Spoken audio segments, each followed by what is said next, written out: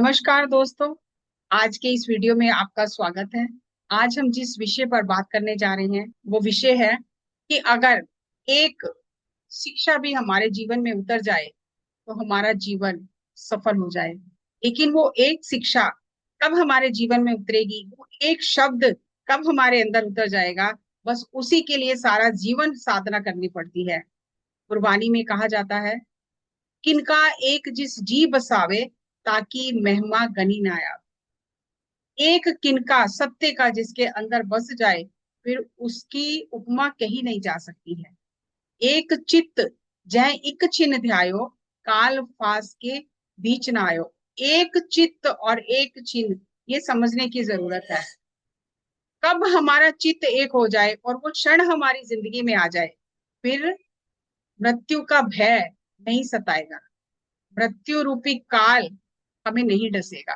मृत्यु तो होगी लेकिन डर डर के नहीं मरेंगे कि गुरु का शब्द का वचन का हमने श्रृंगार किया है, हमने तैयारी की है आगे जाने की, कि आगे गुरु का वचन ही हमारा साथ देगा। भव सागर से पार होने के लिए हमें गुरु के वचनों का पालन करना होगा। और वो एक क्षण कब जिंदगी में आ जाएगा, किसकी जिंदगी में आ जाएगा, ये कोई नहीं जानता। कहाँ किस शब्द से हमारा जीवन बदल जाएगा, ये कोई नहीं जानता। संत राम सिंह जी, उनके पास सनातन मत के एक साधु आए। उस समय वो श्री सुखमनी साहब जी का पाठ कर रहे थे, जो श्री गुरु अर्जन देव जी द्वारा उच्चारण की हुई वाणी है। तो उन्होंने कहा कि इस पोथी को खोलकर मुझे बताओ कि इसमें क्या लिखा है, क्या उपदेश दिया है। तो जैसे ही संत राम सिंह जी ने उस पोथी को खोला और पंक्तियां जो सामने आई वो पढ़ी, साथ न चाले बिन भजन बिख्या सगली छार, हर हर नाम कमावना नानक इहो धनसार। तो उन्होंने कहा कि अब इस पोथी को बंद कर दो।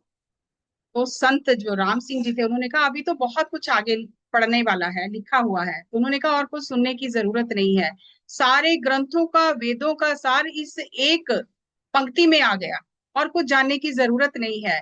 यही तो समझ में नहीं आता कि परमात्मा के नाम के बिना और कुछ साथ जाना ही नहीं है।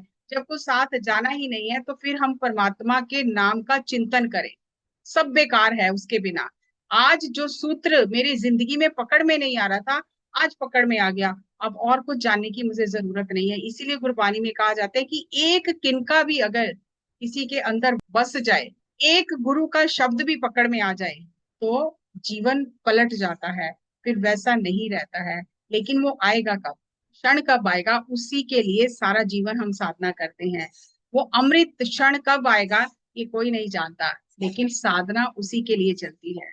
संत कबीर दास जी कहते हैं, कबीर सतगुर सूर में बाह्या बाण जो एक, लागत ही भोय गिर परया, परया कलेजे छेक।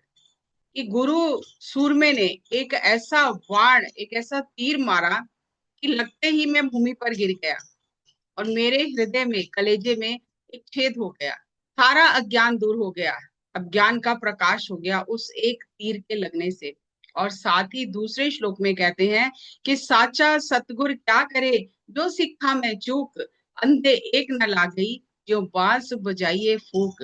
कि सच्चा सतगुर क्या करे, अगर सिख ही आगे पीछे हो जाए, गुरु के उपदेश को ग्रहण ना करे, गुरु के शब्द को पकड़े ना, तो सच्चा सतगुरु क्या कर सकता है। और वो इधर उधर हो जाता है, यानी वो शब्द को ग्रहण नहीं करता है। अंधे एक न लागी, उसे एक भी शब्द नहीं लगता है, क्योंकि वो इधर उधर हो जाता है, वो खुद को बदलना नहीं चाहता है, पकड़ता नहीं है शब्द को, उसके ऊपर चलता नहीं है। अंधे एक न लागी, जो बांस बजाइए फूक। जैसे बांस है जो, उसमें अगर फूक मारी जाए, एक तरफ से जाके दूसरी तरफ से निकल जाती है। उसका अहंकार उसे कुछ सीखने ही नहीं देता। इतने सुंदर उदाहरण दिए हैं संत कबीर जी ने। जब तक गुरु का शब्द पकड़ में नहीं आएगा तब तक जीवन परिवर्तित नहीं होगा।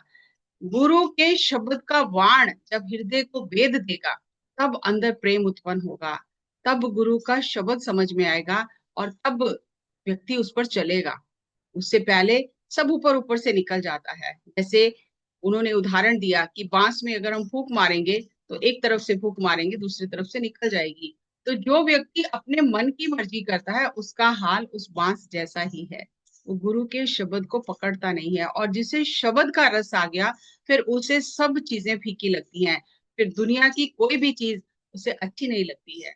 एक बहुत प्यारी घटना है, रविंद्रनाथ टैगोर अपनी अमृतसर की यात्रा के दौरान हरमंदिर साहिब दर्शन करने गए। और जब वो वहां बैठकर वाणी सुन रहे थे तो उनका मन इतना शांत हो गया, इतना स्थिर हो गया कि उनकी आंखें ही नहीं खुली। काफी देर तक उनके पिए ने इंतजार की और फिर उसने उनके कान के पास जाकर कहा, समय हो गया है, आगे के कार्यक्रम में जाना है। तो उन्होंने इशारे से कह दिया कि अभी नहीं। इतना थोड़ी देर और बैठे रहे। फिर उस पर्सनल असिस्टेंट ने कहा कि बहुत समय हो गया है, आगे के कार्यक्रम में हमें जाना है। तो उन्होंने कहा नहीं। और फिर थोड़ी देर बाद पीए ने कहा कि अब तो बहुत लेट हो रहे हैं, आप चलो। तो वो उठकर बाहर आए और उन्होंने कहा कि सारे कार्यक्रम एक हफ्ते के कैंसिल कर दो, मुझे कहीं नहीं जाना है। मुझे यहीं रहकर श्री गुरु रामदास जी के चरणों में बैठकर वो अमृत पीना है, जो अमृत आज मुझे मिला है, जिंदगी में आज तक नहीं मिला है, और मैं इसे छोड़ नहीं सकता। बाकी सारे कार्यक्रम रद्द किए जा सकते हैं, लेकिन ये रद्द नहीं किया जा सकता। जितना समय यहाँ मुझे अमृतसर में अपनी यात्रा के दौरान बिताना था, अब मैं पूरा समय हरिमंदिर साहब में रहूंगा और मुझे बिल्कुल भी डिस्टर्ब नहीं करना। और जाते समय उन्होंने विजिटर बुक में लिखा कि मेरा शरीर जा रहा है, लेकिन मेरी आत्मा यहीं पर है, मैं अपनी आत्मा यहाँ छोड़कर जा रहा हूँ। और उन्होंने कहा कि हर व्यक्ति को अपने जीवन में कुछ समय निकालकर श्री गुरु रामदास जी के दरबार में आकर बैठना चाहिए। किस समय वो शब्द हमारे हृदय को तार तार कर देगा, तरंगित कर देगा, ये कोई नहीं जानता। और जब हृदय तरंगित हो गया, फिर कुछ भी अच्छा नहीं लगता। फिर गुरु के बिना, गुरु के शब्द के बिना कुछ भी अच्छा नहीं लगता। उसके सामने सब चीजें फीकी लगती हैं, सब चीजें बेरस लगती हैं। उन चीजों की कोई कीमत ही नहीं लगती है। जिसे गुरु का शब्द पकड़ में आ गया, उसका जीवन बदल जाता है। फिर वो जैसा है वैसा नहीं रहता। एक ही पंक्ति में सारा सार आ जाता है। हम सुनते हैं, पढ़ते हैं, लेकिन हमारे अंदर नहीं उतरता, इसलिए जीवन नहीं बदलता। हमारे अंदर भी वो गुरु का ज्ञान, गुरु का शब्द उतरे और हमारा भी जीवन पलटे। इसी उम्मीद के साथ आपसे विदा लेती हूँ और फिर अगली कड़ी में एक और विषय आपके साथ साझा करूंगी। तब तक नमस्कार, धन्यवाद।